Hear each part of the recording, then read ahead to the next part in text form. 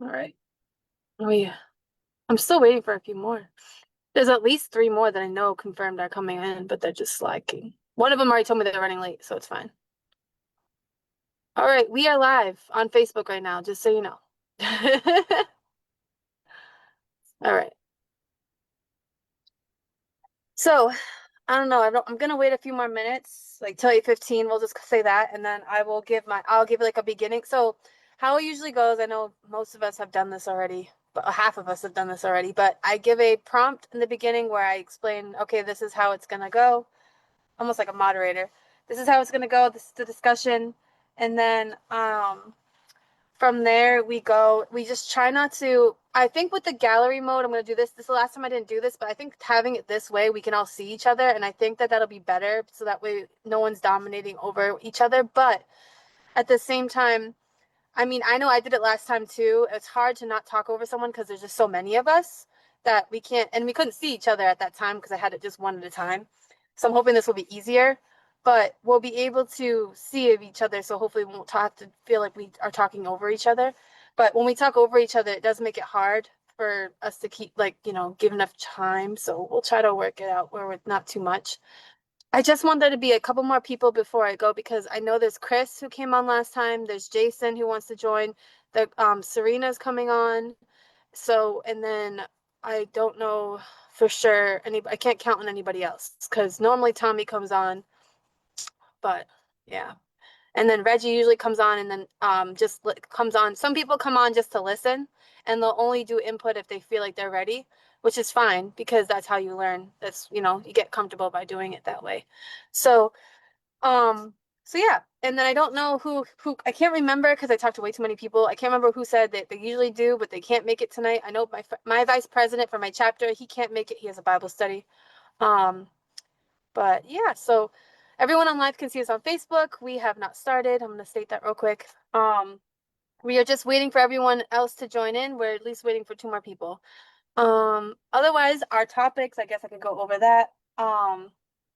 I did already state it, but the topic will be Um, the main questions are, has America reached a point where truth no longer matters? And second is the decline of patriotism a sign of progress or a national crisis? Which I mean that's kind of like a it's like a it's the question is already got the answer. We already know that it's not a good thing. But I feel like some people might have a different point of view, so we will touch base on that. I also want to talk about America first because that is the hottest take right now. Everyone's trying to figure out where they should stand with America first. Should they be like Nick Fuentes and be like, let's be like have full style isolationism for the US because I think it would be better, but we actually need a lot of our what do you call it? Foreign commitments that we have to other countries, we need them because it uplifts America. And that's actually when I came across that topic, I had to figure out for myself what I thought, at least, like get a brief understanding. And my brief understanding was that, okay, thanks, Shay. Um, is that, wow, I got sidetracked. Shay, you messed me up. No, I'm kidding. Um, is George Washington. So I asked, that's where I'm going to remember where I'm going. I asked ChatGPT, I'm like, how would you start to figure out where this is? I'm not asking ChatGPT for the answer, by the way. I'm asking how would you find the answer or where should I start thinking? Because I'm not always going to know exactly where to go. And I was like, you know what? What would Charlie Kirk do? And he, a lot of the times when it came to issues, he would go circle back to what our founding fathers would do. So I said, okay, so if we were our founding fathers, what would they say on this topic? And I mean, George Washington, it was in my last actual episode for my New England Next Gen podcast. He actually, a lot of the founding fathers have this philosophy that is we can have those foreign allies as long as it uplifts America. So when we say America first, and isolationism and all that, the main point is that we need countries like, say, Israel. We need them because if we don't, then another country will just take over them. And honestly, most of our intel, our healthcare, all of the advances that we have in general in America, it came from Israel. And without them, well, actually, not only without them, but if other countries get them, then they're going to be just as good as we are. and it actually puts us more at risk to our enemies, as enemies wise. So we have to be very careful about if we're like, yeah, let's get rid of Israel. Well, guess what? Russia or China will just say, okay, you know what? I'm gonna take Israel. Then they'll make a deal, and then we're screwed. And then what are we gonna do then? And then they're gonna so and all we did was we threw away Israel because social media said, oh, that's what we should do. And it's not like a thought process that we even went through. So we just need to make sure that we think about those kind of things when it comes to when we think of like all these, we see all the social media about America first. I'm not for getting rid of everything that we need because we need to put our country first. And that's more important than any slogan, like I said in my episode. So that's where I stand on that.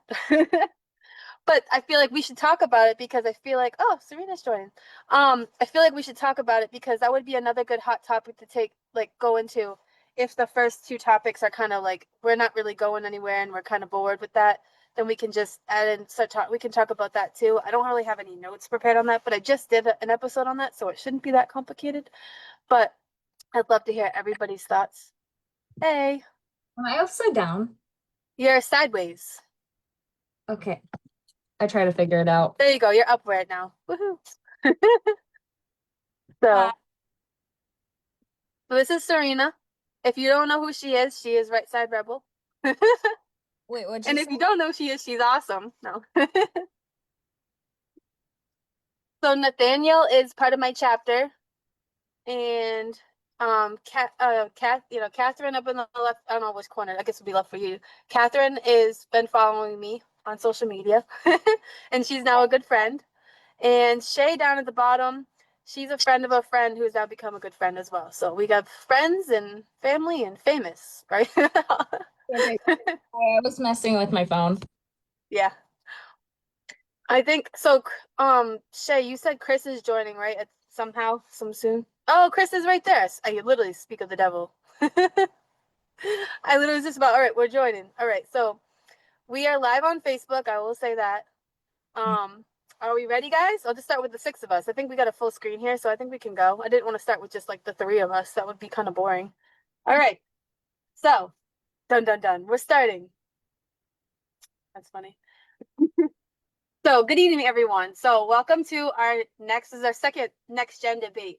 So, tonight we're going to be tackling two big questions that affect every single one of us as Americans. And the first would be, has America reached a point where truth no longer matters?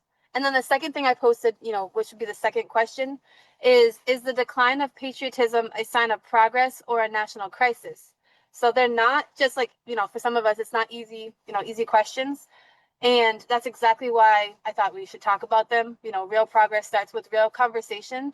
And tonight is all about respectful disagreement. So I know that there's some people in the last debate who didn't like things that were said in the last debate. But guess what?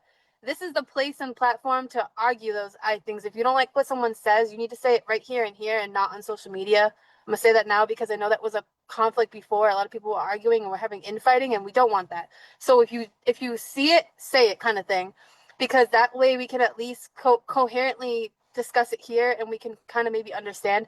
If someone can't understand, and when they want to be, I don't know, if someone can't be respectful, then they'll be, I don't know how I'm going to kick them out, but I would tell them to leave. So this is supposed to be a respectful area where we all talk. It should be all good. All right. I haven't had an issue yet, so I'll like knock on wood. So, um, so here we go. So I'll ask you guys the main question. We'll break it down a little bit. Is um, do you think that truth matters more now, or less now, or the same as before? Just in general, to about the things in our country. Does anyone want to go first? Raise your hand. Okay, go ahead, Catherine. So Okay. there's also the hand raise on Zoom too. We've done that with other organizations where you can tip the hand and it will show you for the future. Um, so does the truth matter? That is a loaded question in itself because truth is perspective right now, and truth is knowledge is power. But what knowledge are people getting? Are people using critical thinking skills that are not always taught? It needs to be taught more, not just shoving information at people through mainstream media and what the soapbox tells us on the TV, and news stations are swayed and this and that. You have to do your own research You have to dive deep. You have to talk to people like this, like having these platforms like NextGen and Turning Point and all of this right now. All this dialogue with the youth is fantastic, by the way. I just have to give a huge shout out for that. I'm so proud of this on so many levels. Um, you have to really learn to think for yourself. And that is what anyone, any good educator, any good mentor, any good leader would do, give you tools, but people really need to start thinking for themselves. And someone else had mentioned this just before we went live, like the thoughts in our head. Okay, but let's talk about it. Let's not giving into the fear of it. No, it's okay to disagree with somebody. And this is, like you said, keeping it on these platforms.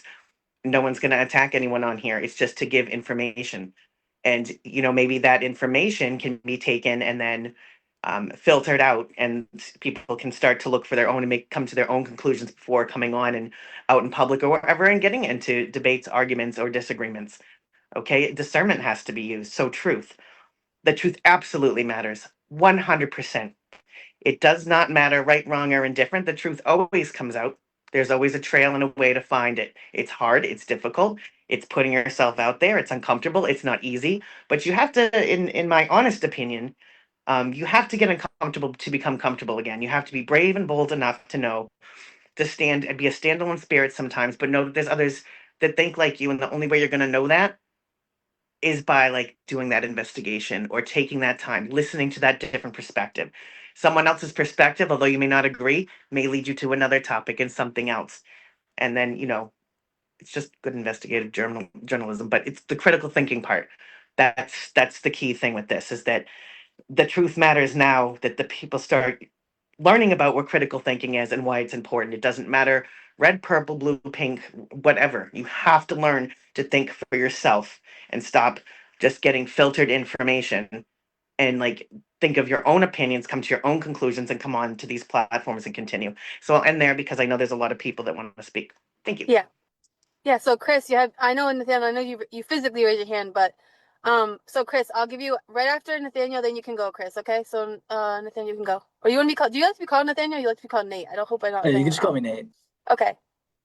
So Yeah, Nate, you can but go ahead. I'm under the perspective that truth is objective, it's not subjective. If truth is subjective, then anybody can say, "Oh, I believe this" or "I believe that," and then which one is right? If we're all in the same, we're all people, we're all flawed. So, if truth is not objective towards some kind of um, ultimate reasoning, and there is no such thing as actual truth, and we're all just spouting, whatever we believe.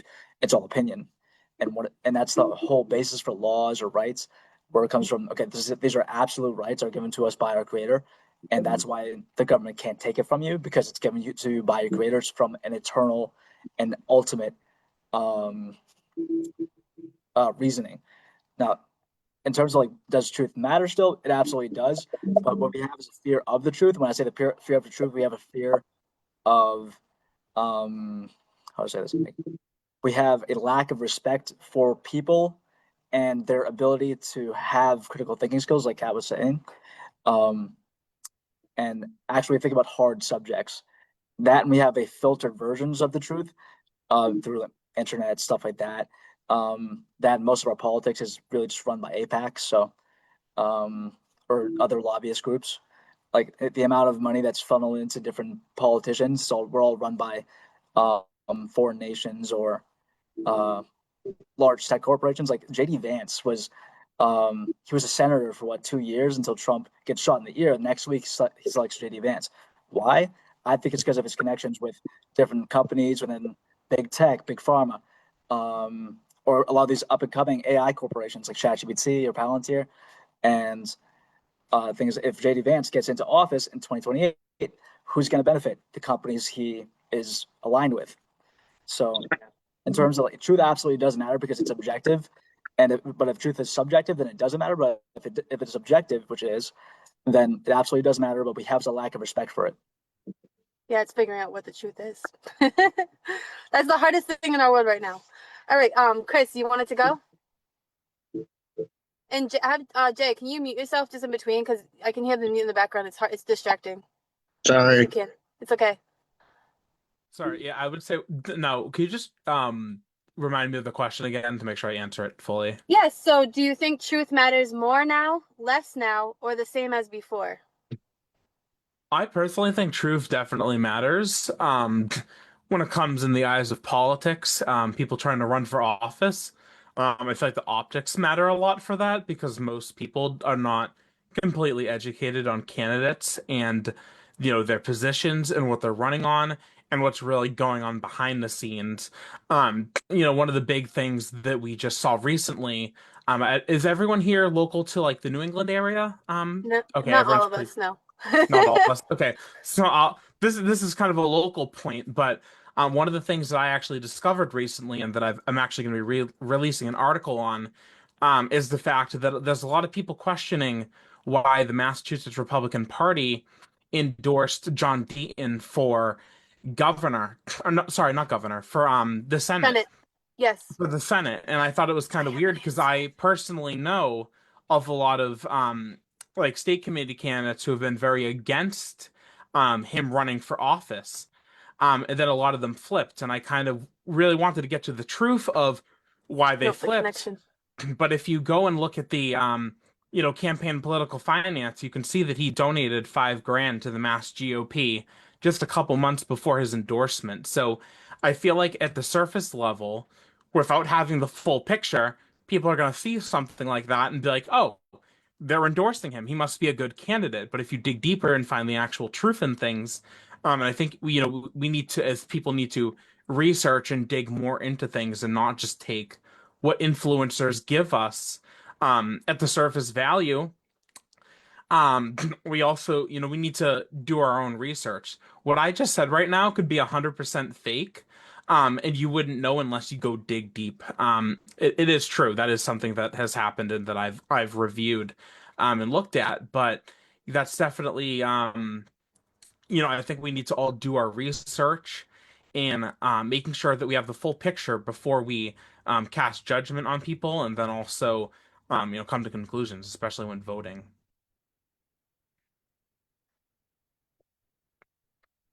I think we lost Sarah for a second. Yeah, I think we did too. Hold on. She Sarah! just It says we're still recording though. It says the host has been being sent to Facebook, so Yeah, that's a little awkward. I'll text her real quick. said Oh, there she is. I got scared. There. Oh, we're back. We're I have a back. question. What is this about? What is the premise of this discussion? Talking All right, about hold whether on. truth matters. Okay, very good. do you want me There we to go. or do you I'm want good. Yeah, so we did I don't know how long, it was like 2 seconds, but and I was just like, okay. So I don't even know if it's live streaming anymore, just cause thing. But give me 1 second. 'Cause I was making sure I was like, oh, do I have to reset this whole thing? So originally, so the discussion in general, Jason, was originally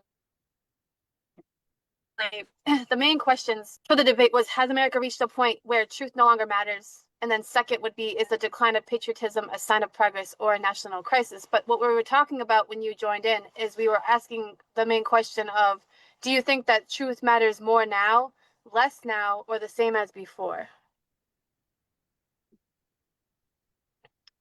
Did you hear that part? Yes.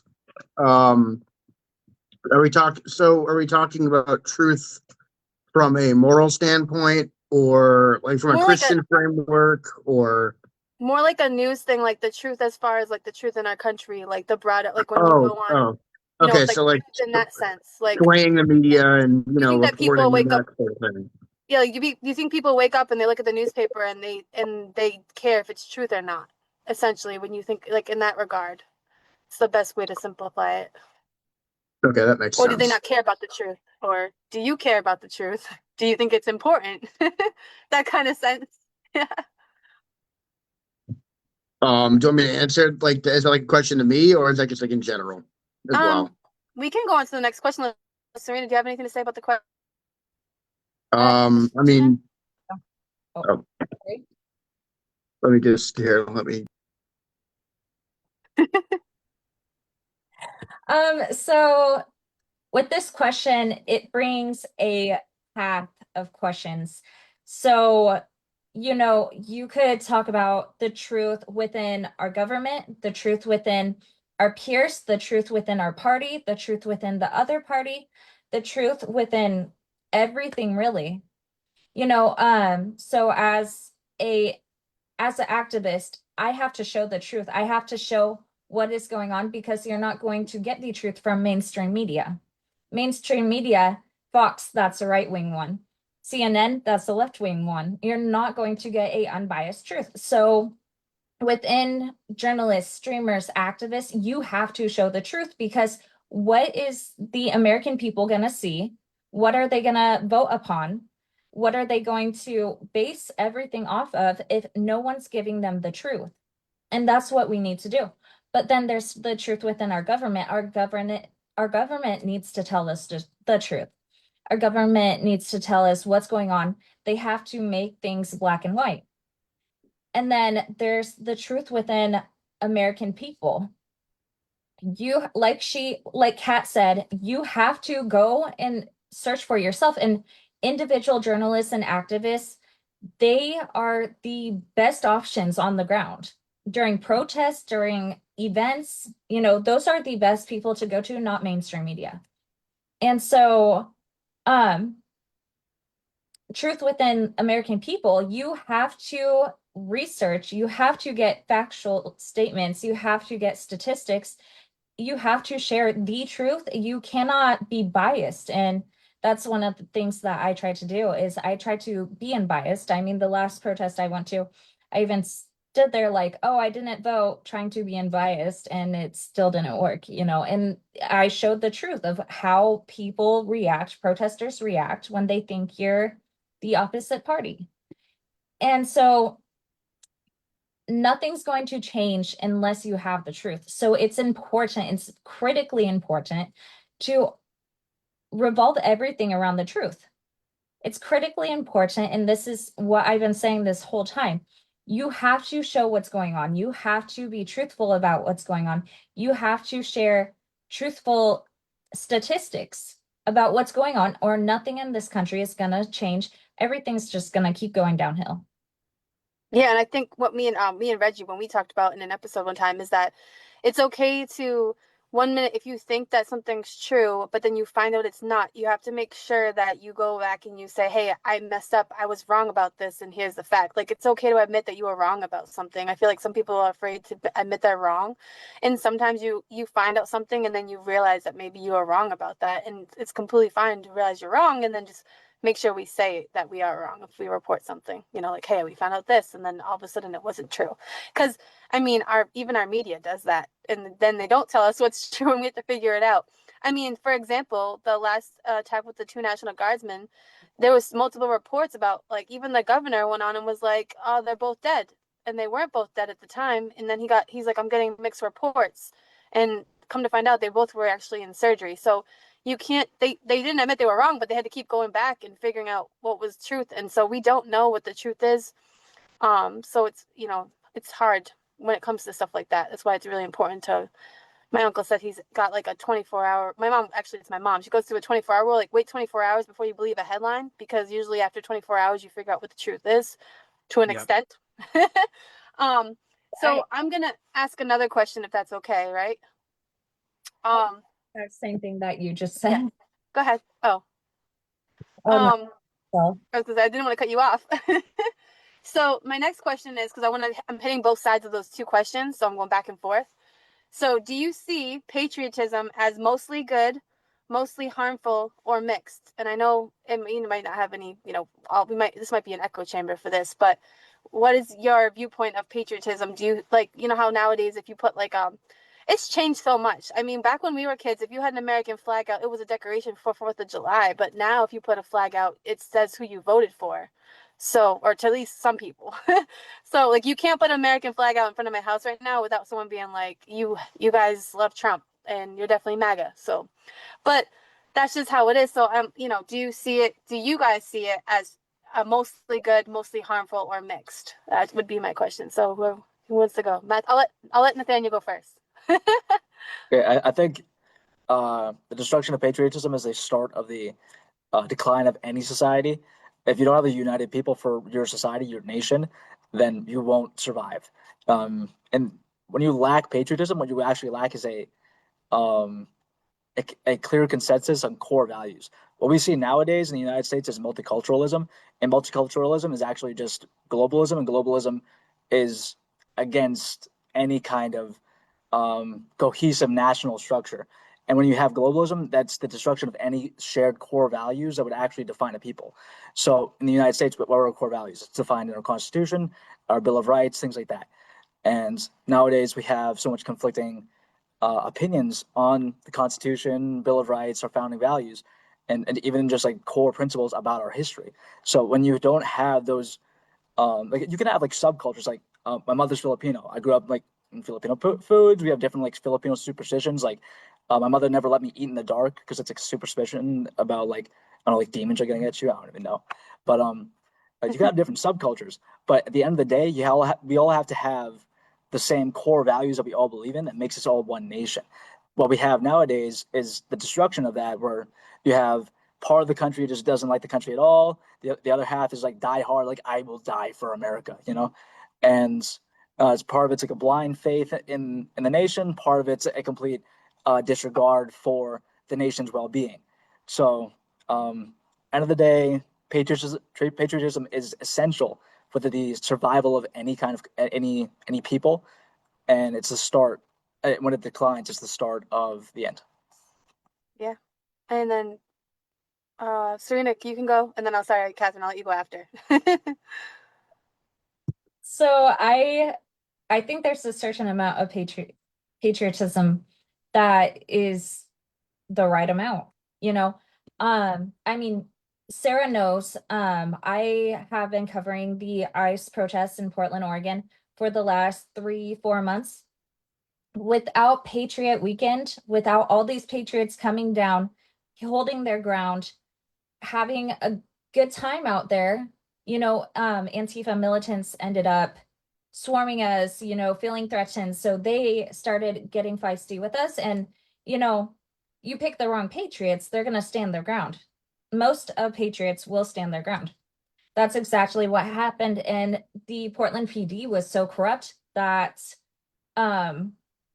once patriots started standing their ground, they had to step in because they weren't arresting the protesters. They were arresting the journalists, the activists, the streamers, the patriots. That's who they were arresting. So once a huge number of patriots, what are you going to do with a huge number? Arrest them all? Go after all of them after all of them are streaming, all of them are videotaping? You can't really get away with anything because what happened was the government was seeing that. Federal was seeing what was going on, thanks to the activists and streamers and the patriots that were coming out, seeing what was going on in their streets, not liking what was going on, and doing something about it. They got the encampment torn down. The number of protesters at ICE are very low. The violence has decreased significantly from when I started. And so there's a right amount of patriotism, but there can be a little too much patriotism. A lot of patriots have got hurt by people on the left. They are hurt over Charlie Kirk. They're hurt over National Guard. They're hurt over all these different people on our side. And they're blaming the left. They're looping in the left. They're grouping them together. And so at this point, I've heard a bunch of people talk about, oh, there's no being nice to the left. There's no being civil with the left. That's too much patriotism. That's not even patriotism at that point. That's kind of radical. We have the radical left, we got the radical right. And so with the just the right amount of patriotism, that's what's going to change this country. And you cannot forget your Christian morals or your religious morals if you want to change this country. And this is actually a point that I tried to get across last night. You could be too much and, having the mindset that, oh, they want to unalive all of us first. Having that mindset, that's, you could have your guard up, but you can't have that mindset when dealing with protests or anything like that, when walking by a left in the street or a Democrat in the street, You can't have Yeah. that. That's a little too much.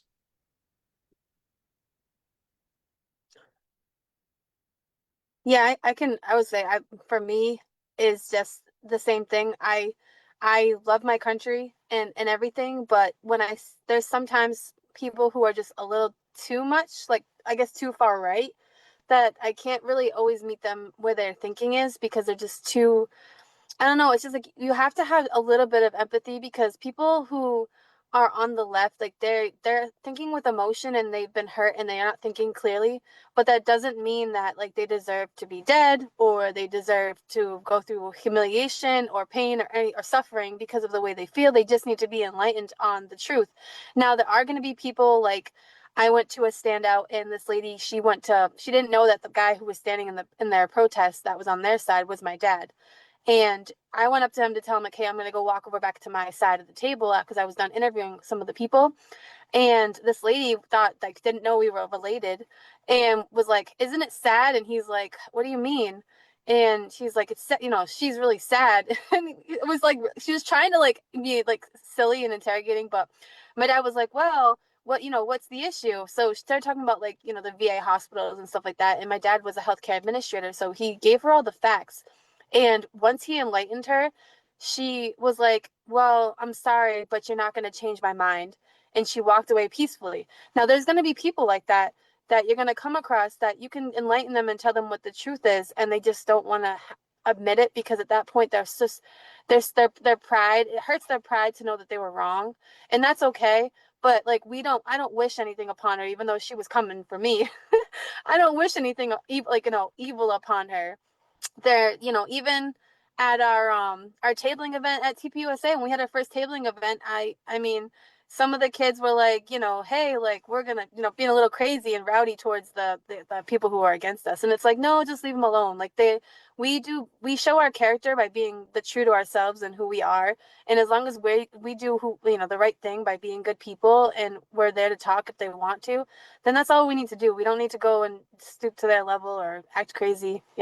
So as far as that's concerned, there is a certain a level of patriotism where I feel like people are trying to push their, like, it's almost like how they do it to us from the left is like they kind of push their agenda and push and push and push, and then we get frustrated. But it's the same way on the right. Sometimes there's people that are, I mean, you see it in the Christian world. There's Christians who are like, I'm a born again Christian, and they try to push all their ideology, which is kind of flawed. So it's just, it depends on the person, not, but, as far as I don't want to get too rambling on about this, but there is a level of patriotism that's good, but just don't go too far to the point that you're completely missing the mission, I guess. That's what I should have gone to. I would say about patriotism, I think it's good. I think we definitely need to have it, but I think blind patriotism, where everything the United States does, no matter what, is the absolute correct decision, I think that's where things get a little bit dangerous, and that's really all I have to say on it. Yeah, I mean, even like when the country they did the whole syphilis thing, they were giving injections, I believe, to African Americans, and they were telling them they were curing them, but they really weren't, and they were using them as experiments. And our government did that, and eventually we apologized for doing that. But I mean, at the time, they were telling us one thing, and we could be all like, "Yeah, great," but come to find out, they were actually hurting people. So we don't always do the right thing because we're all human. So we don't always choose the right thing. I think that's a lot of the misconception with Trump. And when there are people are like, how can you love Charlie Kirk or how can you love Trump? And it's like they aren't the perfect Christian. It's like, well, nobody is. I mean, if you wanted a perfect person, you'd have to bring Jesus here. That's what my response is every time. I'm like, if you wanted someone perfect in office, you're gonna have to go to the heavens to get that. But yeah, I, go ahead, Serena. I just wanted to make the comment, because I've been saying this for months, even at every protest, I really say this over and over again. Um, what it means to be a patriot, it's like having a relationship with your parents.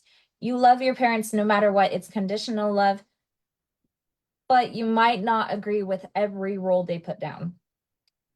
I love my country no matter what. I have unconditional love for my country, but I might not agree with every single way that it's being ran.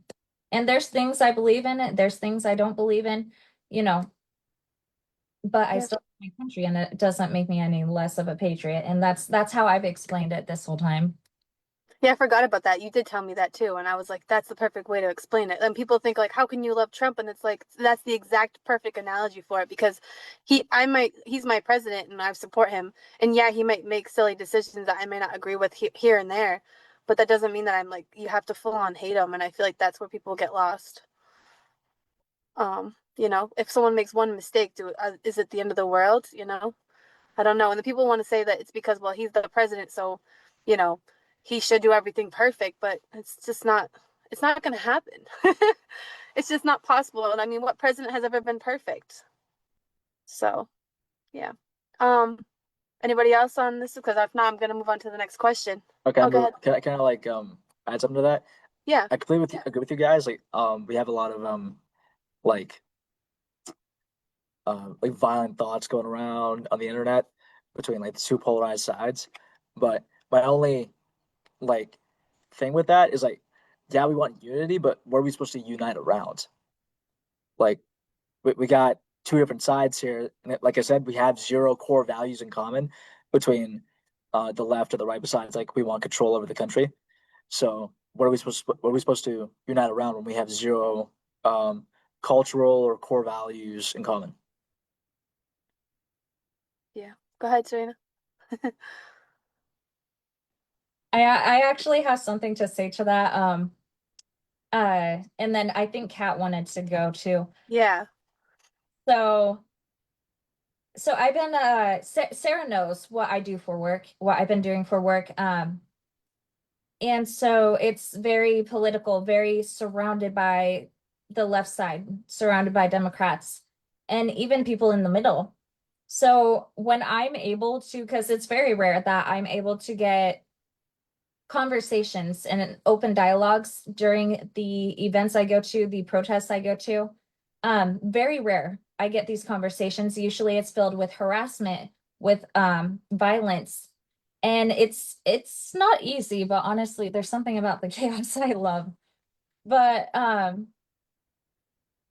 so when I get those genuine conversations, like I was just in DC and there I'll call him a patriot. He's a patriot. He was a veteran, but he was a Democrat. Um, he was protesting. It was a resist the regime or remove the regime protest. And, he just came up and started talking to me. He saw me getting followed by protesters. He saw me getting harassed with a whistle behind me by a protester. He just came up and started talking to me. And right off the bat, we found a common ground. We're both veterans. And so it opened up a conversation between us. We both love our country so much, and I could tell he had so much passion. I actually have a video on my page Sarah has if she wants Yeah, if to. you go on Facebook, I can show everyone after. I can send it, yeah. Okay, yeah. So I had this conversation and he was so passionate, and that's the same amount of passion I have. And almost everything he said, maybe 95% of the stuff he said was my values. We had the same values, but here's the thing. Unless we talk to the other side, unless we conversate with people from the other side, we're not going to see that common ground. Like at the ICE protest, for a lot of the people um who were there, we had some common ground. Like I talked with a couple Antifa militants and we had the common ground of with the ICE stuff, there were things we believed in, like if you were a convicted felon of a very hard crime, we don't care what happens to you. Get out of our country. Let's fix our country before we bring in other people and let them commit crimes here. But like that was the common ground a lot of us had. So, but we won't know that unless we have conversations and open dialogues. So there is a lot of common ground there. It's just no one in today's world is conversating. It's harassment, it's political violence. It's everything. It's what happened to Charlie. People trying to silence us with whistles, with everything, really. That's I all I think Jason, had. yeah, I think Jason left for a second, but because he had his hand up. But Catherine, go ahead. You wanted to speak. I want to give you a chance. Sure, sure, real quick. That's okay. So I will tell you, all of you, I belong to a world organization, and they're all over America. And number one, we're all human, okay? And it's funny, Serena, you mentioned this, the dialogue. This is how we make change, okay? Right here, right now, what you're doing in DC, what you've done out in Oregon, it's one-to-one dialogue. You met that one veteran. I know a veteran as well that is Democratic, and I'm not. We have many things in common, and we will respectfully disagree on. But the fundamental core is we're all human. And the other gentleman, I'm sorry, I forgot his name. I'm a little overtired tonight. Races and cultures, we're a huge melting pot here, right? But again, we're all human. United States citizens, okay? So it's kind of going back to the basics, I call it. Like going back to the basics of the Constitution and the Bill of Rights and what that flag means and educating people on that. There's a great museum up in the PBD Essex area. It's the State of the Interior, and it has all the flags and the flag's history. And so I think education is important. Dialogue is extremely important. Doing research, really fact checking, but just meeting people where they're at. Okay, somebody could come out with me and be completely out of control. I was a behavior therapist though, so like literally, you find one thing in common with that person, it melts the ice instantly. We have to treat people as humans. They're going to say things and do things that we may not like. Radical left, radical right, too extreme of anything in this world is not good for anybody. It becomes like poison. It becomes like an ooze, and that just divides. The states become just divided states instead of united. So we need to get back to our humanity first, and always remember, why are we doing this? Like, we have our faith base behind us, right?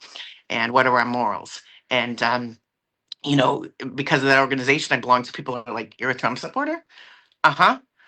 He's a person too. And like you said, there's no perfect Christian. There's no perfect person that's going to do it right all the time, except Christ himself coming off wherever and like shouting for all to hear. People are going to have different religious beliefs, but the point is back to America, okay? Why did we come here? Why was this country founded? Even the Native Americans, why? Freedom isn't free, right? We have to learn to start to respect each other on a basic human level. And if we want to bring it into just the nation, yep, focus on ourselves first. Take care of our own backyard. That's how we can make change too. We can drive ourselves crazy at night trying to strategize, and you have to come from the heart. Sometimes it can't all be analytical. If you reach a person, autism here, I know this is going to sound outlandish. Almost everybody knows somebody on the spectrum or has a family member.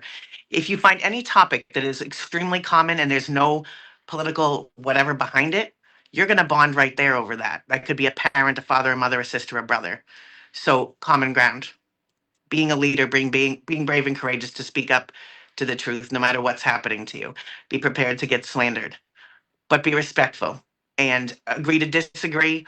But if you can reach that one person that day, you've already won. Your victory is already there. It doesn't matter that 200,000 weren't reached. One was. One could share it with another, and it becomes a ripple effect, like water. It's faith like flowing water instead of faith like fire. So that is my take on that, Sarah, and Yeah, everyone. Thank you. yeah, no problem. Um, so I'm going through a couple of my questions. I have like a whole thing I was going through, but so if I wanted to go on about for the two questions I had, just to speak on what my stance is on them, like what my position is. So for the truth one, I think truth absolutely still matters, and America is in a crisis of who people trust to define it. So truth itself hasn't changed, but the truth, well, trust, I say, in trust itself, trust in its institutions, in media, in government, and even each other has collapsed, and that's like the bigger problem. People now choose narratives instead of facts. I think that we've become a point where we disagreed so much about so many things that we just don't trust each other anymore. And I feel like like you said, Catherine, if we can find a common ground and we build that trust, we can start. That's how we're gonna have. I think that's the solution to fixing a lot of it. Is if you can find someone who you build that trust with someone and you say, hey, can I tell you about this one thing? And like, what do you think about this? Now, you guys might not agree on it, but just you saying it could change their mind. And then it goes on from there. So that's how we can handle that. But, you know, you just try to be fair on that. And then for my stance on the decline of patriotism, obviously it's not progress, and they call it, it's basically like modern thinking is what they, quote unquote, but you can still love America and you can still criticize it and hate, but hating the country, mocking the flag, and shaming pride is not healthy. A country without patriotic citizens is weak, divided, and easy to destroy from within. And I think, you have to remember, like when I talk about social media, I've said this before, a lot of the social media is at the root of the biggest problem, because social media is other countries use social media and you think it's from the US, but it's really another country trying to create chaos and divide between us all, because if they can confuse us enough and divide us enough, then we don't believe in our own country, and we're not united. And that's that whole quote. It's like, we need, house divided cannot stand. And that's what they're trying to do, which is so funny that we had that quote to begin with in the beginning, because they knew before this has even happened that it was going to be like this. So I find it's like a divine truth that's always stuck around. And that's where I stand on those two things. As far as like discussions, I don't want to go too far on, but I guess I want to bring up, because I want to go on to make sure we mention America first in the topic, because not to transition, but we are transitioning, because I want to fit it in before I have to go back to work. Is I just did this podcast on America First, and most of my info I started to look into only because I talked to Serena, because I was like, what do you think about this? So that's the thing. I trust somebody who, I trusted Serena. I was like, you know what? She would know a lot about this because she probably talks to a lot more people. And I want to know what she thinks about this. And then I can make my own conclusion and look into it. And I do have two family members, several family members who are Jewish. So I can't hate Israel even if I wanted to, because they're my family. Just like someone could say, if someone's a Democrat, I'm not going to hate them. It's silly to hate someone based on a title or a nationality or anything like that. So it's hard for me to say, I could be against Israel when I have family who are, came from Israel. So that's on that note. But I wanted to have how do I come to a stance where I feel like I can believe in something and have a value to it when I'm not trying to make everybody happy, I guess? Because I'm torn between, okay, I want to make all my patriotic friends who aren't related to me happy, because I want to go with what, they have a lot of knowledge. I want to believe everything they say. But then again, I have family who explain a lot to me about Israel and the understanding of it. And it's very non-biased, because they know, they're all veterans and they understand things. And they're on this earth a lot longer than me. So I just try to understand them.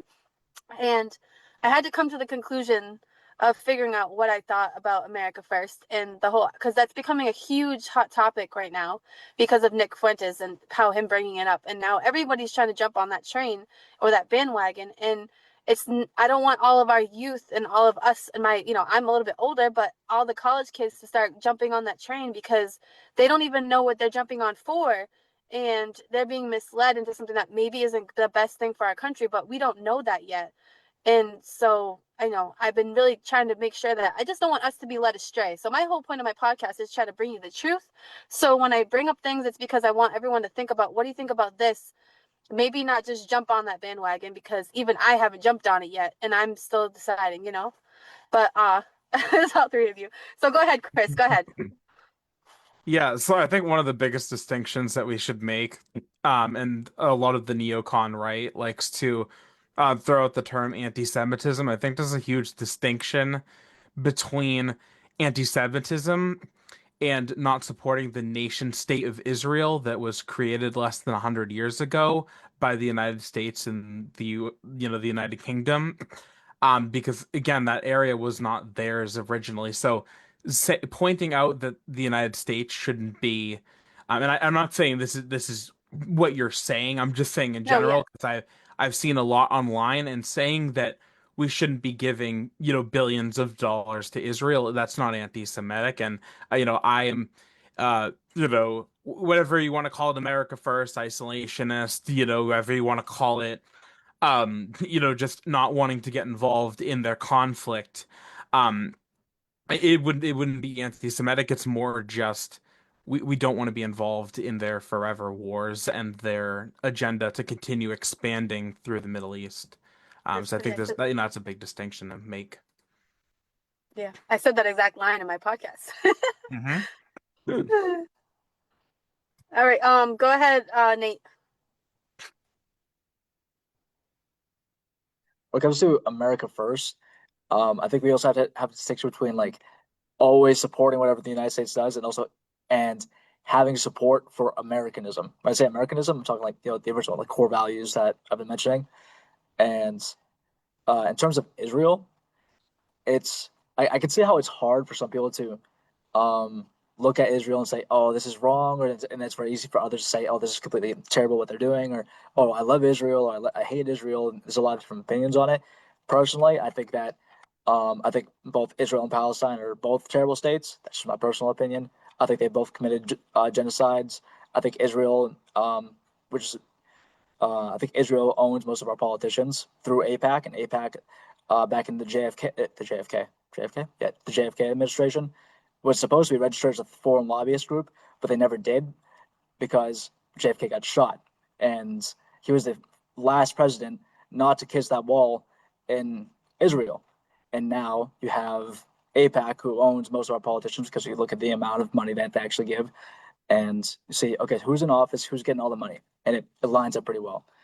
But to say that you're anti all of that and anti the Israeli control, anti genocide is not to say that you're anti um, Jewish people. Yeah. So like, I will say our country, America as a whole, we were isolationists. We did, when we back in, I learned all the history about this. Actually, it was part of my uncle, so I'm sure he's watching. And he's like, oh, I'm gonna reiterate everything he said. But back when we tried to stay out of everything. So when we stayed out of everything, then we tried to do our hardest to stay out of it, and then we ended up with World War I. Okay, that's so then we tried to stay out of everything again, and then we had the Great Depression, and then all of a sudden, guess what? We still were staying out of everything, and then World War II happened. And it's like every time that we try to stay out of something, a war happens. So we don't want history to repeat itself per se, and we always need to be mindful of like the history behind things. Like we've as a whole, we've tried to stay out of wars. We never just jumped right in ever as America. We've never jumped into anything without thinking through it first. So I think that that's where that trust element comes in, is that I think we need to have a little bit of trust in the people that are in power because they're following history. They're not dumb where they are. They have thought it through. And I think that if we just have to be careful because the more isolated that we were, we ended up into having to jump into a war that we didn't necessarily have. If we had jumped in maybe earlier, we'll never know, but things could have been not as crazy unless people could have died. But we won't know because it's already happened. But every time that our country stayed out of things and we tried to be completely isolated, wars happened. So I just wanted to say that one point. Can I counter that? Yeah. Okay. Uh, Contrary to that, I think that the United States has never been isolationist. You look at our first war, our first international war was less than 25 years after our founding in 1776. Our first international war was the Barbary Wars in 1801, and that was against the Barbary states of the Ottoman Empire. Why? Because we were trading, trying to be a peaceful nation over here, and we're sending our ships into the Mediterranean, selling goods, all that good stuff, and our ships are getting pillaged. What's happening? And American sailors are being enslaved. Why? So we go over there. We're like, "Yo, guys, why are you enslaving our people?"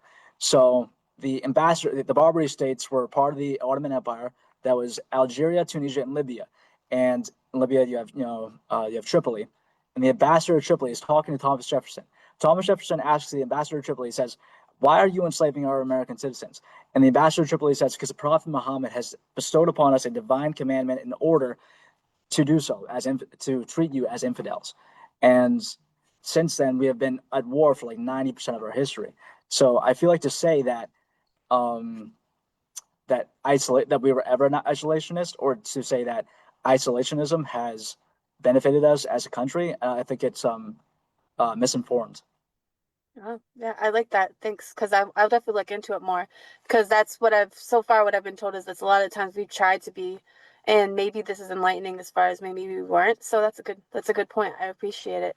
There's the Um, Monroe Doctrine, which said, the United States should control the Americas, keep European influence out of the Americas. That's why we invaded the Caribbean so many times.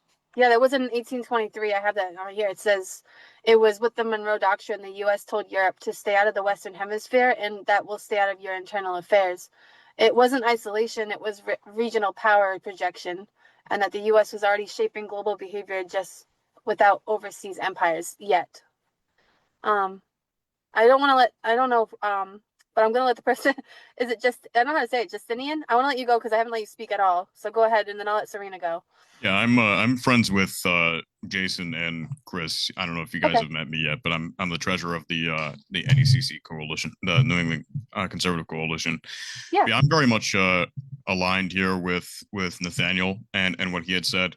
I fundamentally I agree that America has pretended to be isolationist. We've made a lot of claims to be isolationist, but I mean, even if you look at World War I and World War II, we really had no reason to join those wars. Even our own generals agreed that we shouldn't have joined. And the funny thing is that a lot of people will say that in both cases, in World War I and in World War II, that the Central Powers and the Axis powers declared war on us. But it's kind of funny because the definition of war is what's really important here, because could you theoretically say that right now we are at war with Russia? I would argue yes, because we're using Ukraine as a proxy through proxy war. We're paying for the war in Ukraine versus Russia. Whether or not you think that's good or bad, that's a different discussion. But it's undeniable that Ukraine is only functioning because of our support. And so the same thing happened in Europe in both World War I and World War II. The United States was actually getting very rich off of selling weapons to the allies in both wars. And so, you know, when Germany attacked, in at least in World War I won't speak too much in World War II because that does get more complicated with why Germany attacked us, especially with Japan and all that. But at least in World War I, Germany attacked us because they felt like they had no choice. We were literally cutting off all of their ships, and we at many points had even sunk some of their ships, even though we quote unquote were not in war and were isolationists and had the Monroe Doctrine. We were staying out of it, but we're sinking some of their convoys, and we're cutting off their supply for food, for weapons transports, et cetera, et cetera. I think America, I think this kind of ties back to what you had said about patriotism, right? Where patriotism doesn't necessarily mean that I have to support everything my country does. In fact, I would say the definition of patriotism is wanting what's best for your country, not necessarily wanting what currently is. And if I want what's best, and what that means is that if my country does something evil or wrong or is contradictory, then I would actually disagree with that wholeheartedly, and I would say that's actually not patriotic for me to support something evil that my country is doing. And so I'm kind of rambling, but all this ties back to Israel because I think it's. I mean, if you just look at the basic history of how, like Chris had said, how Israel was formed, and also Nathaniel, if you look at the history of how it was formed, I mean, it was formed because a bunch of rich bureaucrats decided that they wanted to fund the various Allied powers in World War II, and they funded them, and in return they said, "Well, you have to give us parts of Palestine." So it was Palestinian territory, and it was not this democratic banker state. It was quite Muslim. The country was quite Muslim. Now, I also agree with Nathaniel. I don't think that Palestine is entirely, not at fault here. I think both sides. I don't necessarily think that controlling that entire region, either side, would be beneficial to us. I think as a Christian, I would want Christians to control that area. Why? I mean, it's not necessarily like I'm overextending my hand here. Why would I want anybody else other than Christians control anywhere in the world, right? A good Christian wants the whole world to be Christian. So I think it's just not in the best American interest to keep flooding billions and billions of American dollars to a country that fundamentally disagrees with us in every single way. I mean, what has Israel done for us? They've given us maybe a foothold in the Middle East, but other than that, what do they do for us? Nothing. I mean, they have some of the best living standards in the world, and we have decreasing living standards for all intents and purposes. And so I think it's completely useless, and it's harming the American people. And I think this is disastrous. I think it's a waste of money, time, and I think it's a joke. I would say it's a joke to send billions of dollars when we can't, how much money did we give in relief when the fires happened in LA, right? We gave what, like $400 per family? Can someone back me up? Do you know A how lot much? of celebrities actually had to do, they did a huge concert to raise money for the LA fires because the government wouldn't do it. And I believe it was either Texas and North Carolina where they were taking towns that didn't support Israel and basically telling them that we're not going to give these towns funding if they don't support Israel.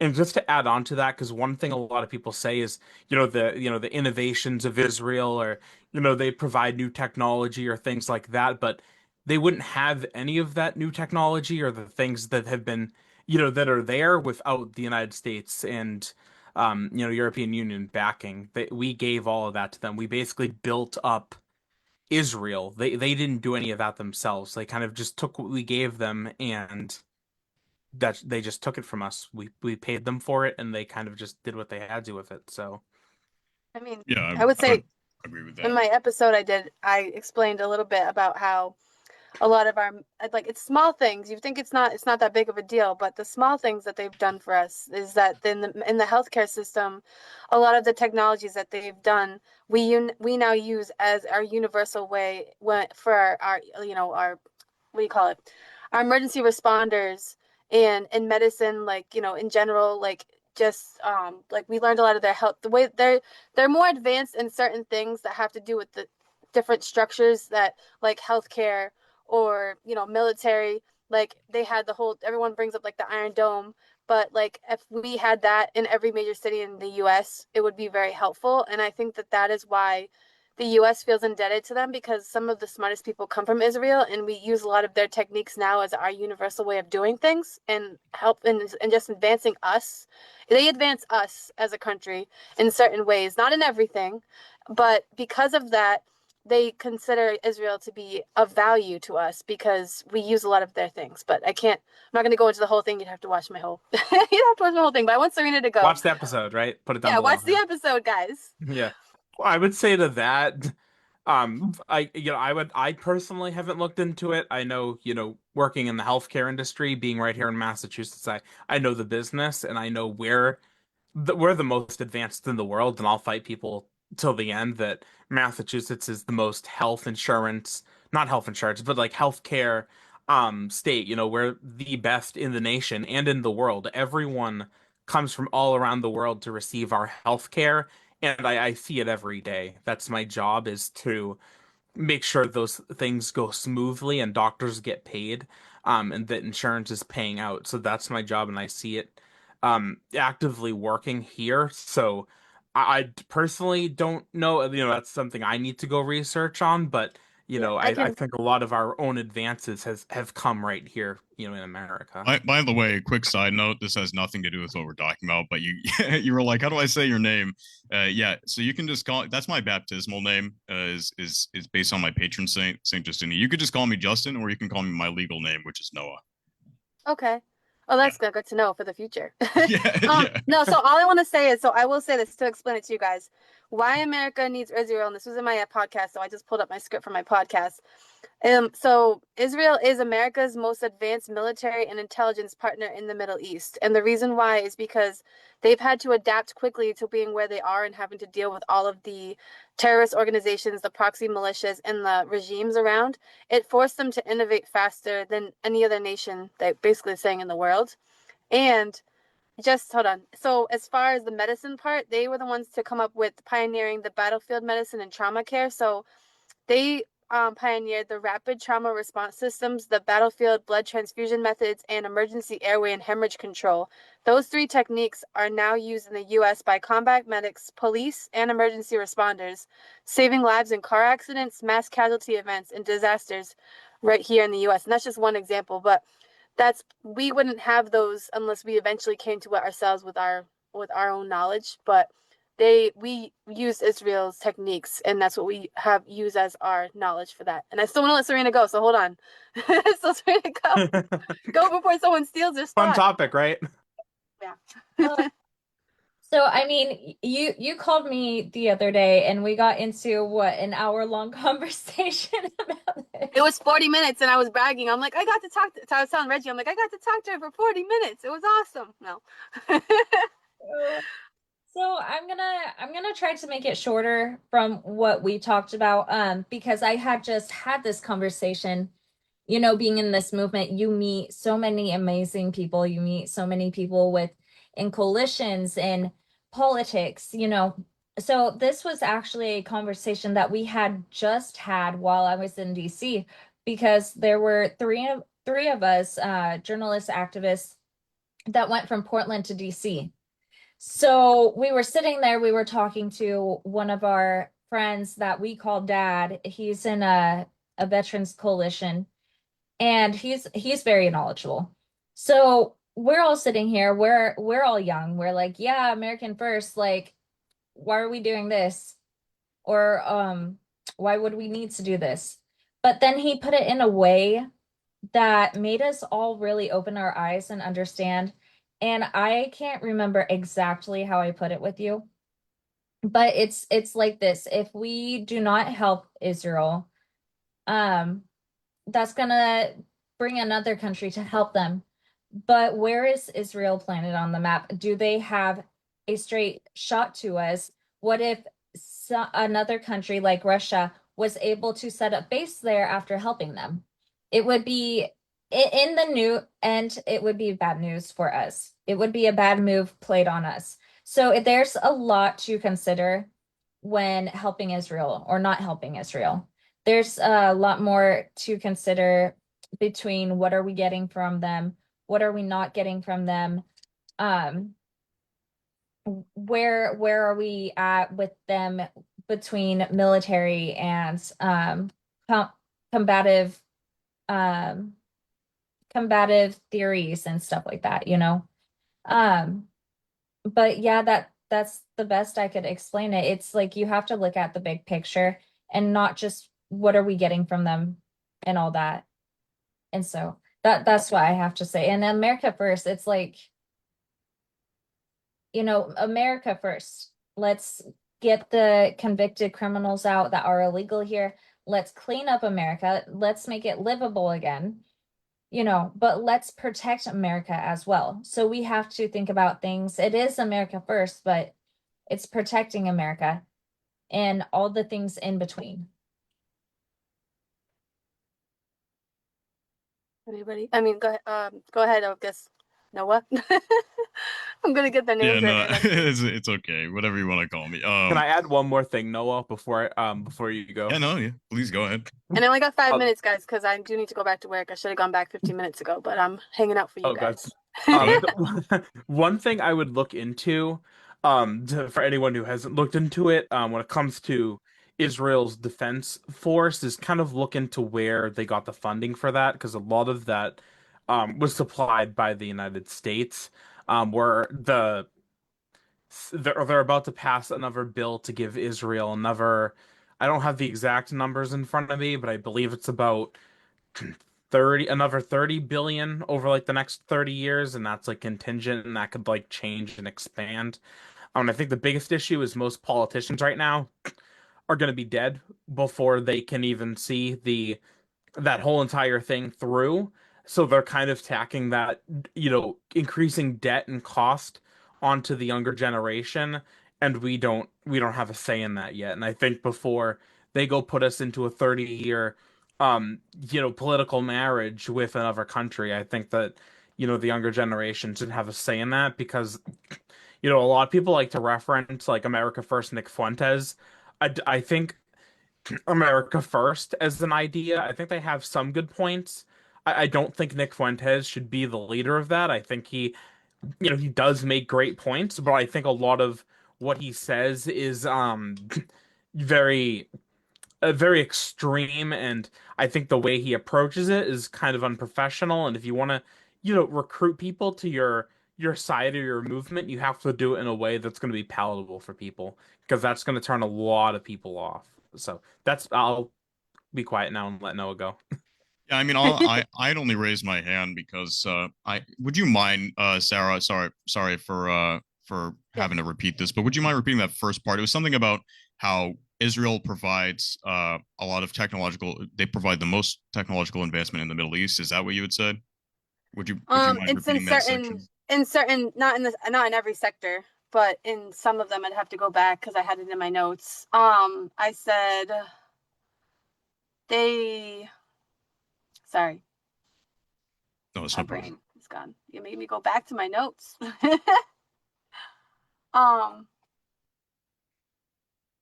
please hold. So they have the most advanced military and intelligence partner. They are the most advanced military and intelligence partner in the Middle East. Yeah, so okay, so I kind of want to respond to that because I'm laughing because it's a little ironic because that of course they're the most advanced partner of ours in the Middle East because they're our only partner in the Middle East because we've bombed every single other potential partner in the Middle East. So anybody else in the Middle East who had any chance of being advanced is completely flattened to the ground and their people are dead. So it's like we I think the number one question that people should ask when we're asking why do I want to support Israel is actually why did we choose Israel over other countries, right? Because we actually had plenty of opportunities and even further than that, we've had plenty of opportunities to, if we still wanted to bomb these people, at least replace them with Christian leaders, right? But what we've done is we've replaced them with either these jihadist leaders again, which are actually repeating the same problems that we're supposedly bombing them for, or we're replacing them with these CIA plans. And I mean, this is, if you actually check the released files that the CIA has given since the 1960s, since we've started really having our toes dipping in the hot water of the Middle East, we have really planted a lot of federal agents in these countries, and we could replace them with Christian men who actually are from those countries, right? If you want to have a puppet regime, right? Historically, a puppet regime is easiest to instill if you are instilling it from a person from that area. You're not going to put a foreign guy in charge of people who do not know this person, who don't respect this person or his values, right? The Middle East, a lot of people don't understand this. The Middle East has a lot more Christians than people expect. Everybody thinks the Middle East is just Muslims and Jews, but there's actually a lot of Christians there. Christianity really brewed out of the it grew out of the Middle East.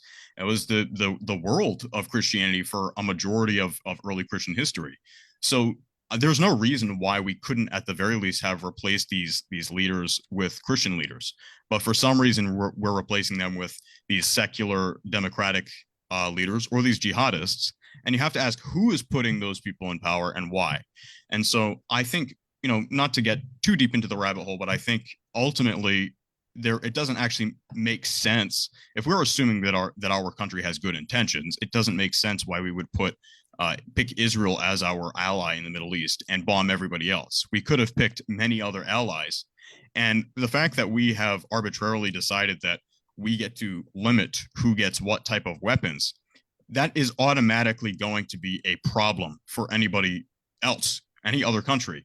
And I think it's funny because I've actually said this exact line to Chris and to a few other of my friends, but I think America used to be the undoubtable world hegemon. We used to have power over the entire world, but our position is very clearly changing. And as our position changes, we need to change our diplomacy.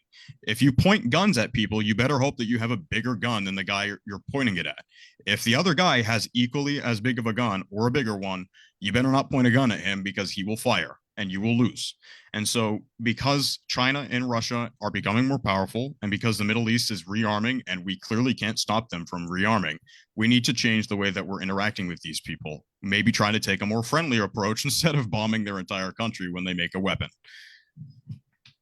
I think that we also if you speak about Iran, we asked them to not go forward with their nuclear program, and they responded that they just didn't and they didn't stop. So our solution was to protect our country was to completely destroy that their nuclear program altogether, which is it's to protect us. So I'm not upset about it in that way. Like I said, so when you say bomb them, we're not bombing their people per se. In my opinion, that's just my opinion. I think that we're being defensive against other countries that we've tried to have the diplomacy, and instead of giving back a diplomatic answer, they're just going to try to basically show how tough they are, and our country just doesn't. We won't allow someone to threaten us. So we therefore I diminish won't go their too far ability to back do and that, you know? forth. Or I won't go too far back and forth over this subject, but I will say Yeah. I think I'll leave it after this, but I think I will say it kind of ties back to that meme. If you guys have ever seen that meme where it's like, oh, why did you bomb Iran? Oh, it's because they had nukes. Oh, okay. Well, shouldn't you bomb Russia? Are you crazy? They have nukes. So it's like it's a little bit Yeah. hypocritical. It's actually it actually is the moral questions there are very gray because it's actually just the bigger dog versus the little dog, right? It's just if you have bigger guns, then we can threaten them. So that's all. Like I said, it all ties back to that, and I don't think we have that world hegemon position anymore. We'll have to see how it goes. Anybody else have? I mean, I see you see your hand up, but anybody else? Because I'm gonna go back and so I'm gonna be ending this in a second. I think this also ties in the topic of how much we actually have invested our tech companies, but also our military industrial complex into other foreign nations. Like we built the Chinese surveillance state. Like China, okay, we got people throwing up their hands like, oh, China, they're spying on their citizens. It's horrible. Like we did that. Like our companies invested in that. We made the technology and sold it to them, and we act like, oh, but it's not going to happen here. Like We're being spied on right now. Yeah, we're being spied. Okay, look at the Patriot Act. Okay, the 9/11 was really just so they can justify the Patriot Act. That's my personal opinion. But the Patriot Act says, okay, you can spy on us as long as you classify them as terrorists. So if everybody can be classified as a potential terrorist, you can spy on anybody. And now they have the technology has been made and sold to China. It's being tested in China, and then it's going to come here. And what's going to happen is you have these AI companies and these data companies who will then take your data, sell it to the government, and they're going to use AI to track you. And I think it's completely ridiculous idea that, or actually, no, I need to calm down a sec. I'm sorry, but Well, I'm very passionate. yeah, they're using that same technology. They're like, oh, but the United States would never do this to its own people. Like, yes, they would. Like, yes, they absolutely would. And it just back to the main subject is like we fund Iran not to make its own nukes, but they're doing it anyways with our money. Like, why are we paying? We're making our own problems here. And then we give Israel more money and weapons, and it's like, okay, guys, defend yourselves. And they're like, okay, and then they go bomb some more civilians. Or just recently, this past week, they bombed southern Lebanon. They bombed the I think it was like the chapel of St. Peter or something. And yep. Yeah, exactly. They're bombing civilian areas. These are not military complexes. These are civilian areas. Which They're bombing a lot of Orthodox churches and hospitals. Self-defense, quote unquote. Now we're funding our own enemies, and at the same time, we got people like, oh, I like Israel, I like Palestine. Like, okay, Israel's bombing people, and Palestine. The Palestinian people are relatively peaceful, but it's really the terrorist state that is Palestine because it's controlled by Hamas. And in reality, if the UN recognized government of Palestine, it's not really the government, because if you as the government don't control your people, then you're not really the government. It's the terrorists that are the real government of Palestine. So Palestine run by terrorists, and then the only difference between Israel and Palestine is that Israel itself, the government, is doing it. Meanwhile, Palestine has terrorists doing it for them. But yeah, back to the main point. It's like we're funding our own enemies and then making our own problems and then redoing it all over again. It's a whole cycle. It's completely ridiculous. Right. Yeah. So I'll go real quick. I know you've been like way past work. I have a lot of friends that work at Lockheed Martin. Where is she? No, I'm here. I have a lot of friends that work at Lockheed Martin up here and in Fort Worth and on the Joint Base and people that are still active on the Joint Base. Okay. Now, listen, they don't, obviously, when they're building the F-35s, all these different things and contracted, they have private contractors. They have the United States Armed Forces, obviously. The DC has a huge contract with them. But there's a lot of other countries that have contracts with Lockheed Martin. And yes, it's America. So everything that everyone said touches upon this in one way, shape, or form or another. America was not always like this, but we've been fighting other people's wars and being, there was a really funny cartoon claymation thing called the World Police or Team Force. Somebody knows what I'm talking about, right? I know what you're talking about. Yeah. Okay, you all do. Okay, so we've been pointing out other people's fires. Okay, like just take it within a family. If we're always solving other people's problems, we're one, enabling them. Two, follow the money trail. This goes back into our whole topic of doing our research, doing our due diligence. Okay, follow the money trail. You work in the healthcare field. You probably all have professions where you've touched upon this in one way, shape, or another. My father taught me this a long, long time ago. You follow the money trail, you get the truth. He used to read 5 newspapers a day. Yep. Okay, 5 newspapers a day. He still does. And when when these things happen, he lives down in Florida now. But when shit hits the fan, yeah, I can still talk to him. My grandfather was 93 when he passed in 2009. He physically lived through the Great Depression, the wars, everything. My family came from Lithuania and Ireland, way the heck back. And, after 9/11, he could not believe. Lynn Barbara, this means war. He hung the phone up on my mother, and because he was so upset. He's like, I never thought I would live to see this shit again. And as for the Middle East, he would say, Catherine, long after I go, the problems are going to recycle, and trust me, the cycle will start again. My grandparents traveled all over the world. I don't know really what my point is from all this. I think I'm going to do some research on what, the puppet regime, all this. It's nothing I wasn't aware of, but it's really refreshing to know that I'm not the only human that thinks this way. And this is real critical thinking. This is real. This is real. It does not matter what side you're on. Like this is the survival of like the fittest at this point. Okay. In this country, we really have to get it together. This dialogue. Yeah, we're not always going to agree when you go out in the protests and things like that. It's going to get rough, but you have to be brave. You have to stand up for your beliefs. You can't just back down anytime someone disagrees with you. But yeah, as for funding other countries and giving them the weapons we're fighting the war. We funded the Ukraine to fight Russia. It's so, but you know what irritates me the most? It's so politically infused, all of it. It's never really what it appears to be. Like Nathan's point, like spot on. Every single person, if I infuse you all together, like you all get it. And I need to do more research. A college degree is an ability to learn. Anybody can learn. If we can walk, we can dance. If we can talk, we can sing. So I just want to thank everyone for this. This is good. I hope we continue to have more discussions. Thank I you, really Sarah. Do do. them every week. I Thank just you, had to do Sarah. it today because I had to make up for last Friday because I literally had too much going on with my food giveaway day that I literally packaged all the baskets, and then I can honestly say that I just passed out from being exhausted. And I woke up at 10 o'clock p.m. and was like, oh shoot, I missed the debate. But everyone's like, oh, I thought I missed it. But I was really exhausted because the next day I did a whole event and I hosted it by myself. And then I had Chris come and Jason help. But without them, I didn't have that many volunteers helping, and it was a lot of work, and I needed You that did an awesome downtime. job putting that on too. You Thanks. did Yeah, we awesome with fed that. like So 48 congrats. families food and baskets, and we got rid of everything except for bagels. It was great. So, we were able to accomplish a lot, but I really needed that downtime. So I apologize for everyone kind of flaking out on them on last Friday. But it couldn't happen. So as soon as I woke up, I was like, oh, I'm gonna postpone it.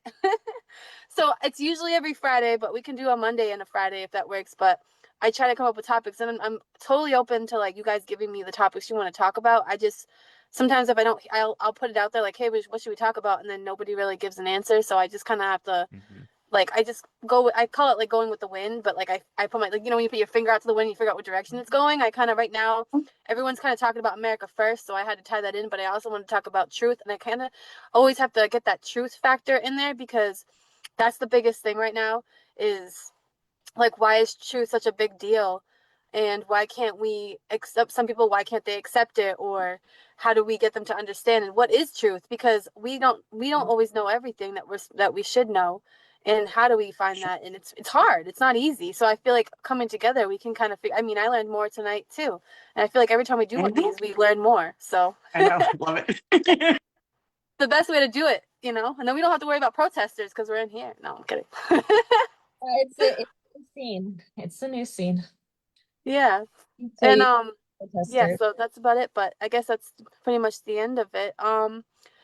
So if you guys want to feel free, I shared this on live, and we're still live right now on Facebook, but feel free to afterwards go back to Facebook if you have me on Facebook, and you can come underneath if you think of a topic, or just reach out to me. We can think of another topic, and I'll just plan to do it on Friday, like I normally do. So it'll be Friday. I usually try to do it at 6, but I think this 8 o'clock is probably better for everyone. So just let me know if that works. for everybody. Actually, I have a topic suggestion. What is it? I have a topic suggestion. Yeah. Like political philosophy, what is the best form of government? Does one form of government fit everybody, or do some nations have to have a different form of government to fit their people? And this philosophy of democracy, is democracy actually the best form of government? Oh, that's a good point because Sounds people like got my fun kind of about Noah it. is gonna have a field day with Right that. Yeah, I'm 'cause- gonna have so much fun with that. People say it's Oh, like a he really is. democracy, but we're really a republic. Just saying. Yeah. dot dot dot. No. Exactly. But Yeah. yeah, so we you can we read can do that. Machiavelli, you can read Aristotle, you can read Plato, you can read any of those people, and like every single one of them will tell you that democracy is a horrible You've system. read Machiavelli, dude. I'm reading him right now. That's so that's so convenient. This The is Prince, so cool. Noah, yeah. you found a new best friend. I did. Aw. See, there you go. And Nate, are you going to so everyone, I don't know if I'm going to be live streaming again tomorrow, but not for a debate, but because we're doing our tabling event at school for our TPUSA chapter. Are you going to be there, Nate? I don't know if you remember if you said Maybe you were or weren't. I got a lot forget. of finals and projects to do, but I might show up. Okay. So yeah, so we're having a tabling event tomorrow for our chapter. It's gonna be interesting because our regional rep is coming out, so it'll be fun. I don't know. I kind of feel like I'm nervous more than I normally would be, but I shouldn't be, so it'll be fine. No. Why though? Sarah, It's fingers crossed there's no whistles. no, it's gonna be pots and pans and people that. So I have this one student at school that knows who I am as far as the chapter, and they wear that's a 6 foot man wearing cat ears. He wears a skirt with Oh, that guy? Pokemon pants pajamas, and he walks wicked loud purposely by me like 6 times when I'm sitting doing like I literally sat on a bench to do my math studying for my quiz, and nonstop he just kept purposely walking by, and he knows who I am. He knows I'm part of That's TPUSA, and he just kept walking by, and I was like, I don't know how threatened I feel by the Pokemon pajamas because I kind of like Pokemon. So I was like, do I make a comment and say, hey, I like Pokemon, or do I just like say nothing? And I said nothing, but I was like, I'm kind of I was like, I texted my vice president and was like, if I end up lost somewhere or you find my body, just know the last person who saw me was this person, and I described them, and he was laughing. You gotta I ask if would he never likes kill to myself. cook. You said I he would has never pots and myself, pans. just so you know. They do pots and pans in Boston. They clank. Yeah, no, we got chased out with whistles. Not the last college I went to, the college before the last one, the U of O. Oh gosh, that was ridiculous. I'll bring my megaphone next time you're on campus. That thing is really loud. So what about guys? What about I keep texting Serena about this. I'm like, please come to ice. Boston. But the ice stand that we're doing on Saturday. Yes. If anybody wants to come, Mhm. I'm bringing a flag. I have the ice jacket. Although when I go to talk to protesters, I'm going to take the jacket off because if I wear Right. that, they'll probably try to kill me. So Mikey I figure going? the ice jacket's probably No not ice. the best thing to wear when I'm going to talk to them, but maybe after. They'll be like, oh shoot, that girl now has an ice jacket on. Maybe I shouldn't have talked to her. No, I'm kidding. Well, it's supporting it. Like I have an ice hat that I'm wearing, but it's unofficial. My stuff's unofficial. Like Yeah, if my you- jacket's unofficial too, but it's the they're viral one not that gonna be everyone's. like, oh my gosh, Sarah Howard, that's it. No, it's because we're supporting them, and it's a celebration for them, you know.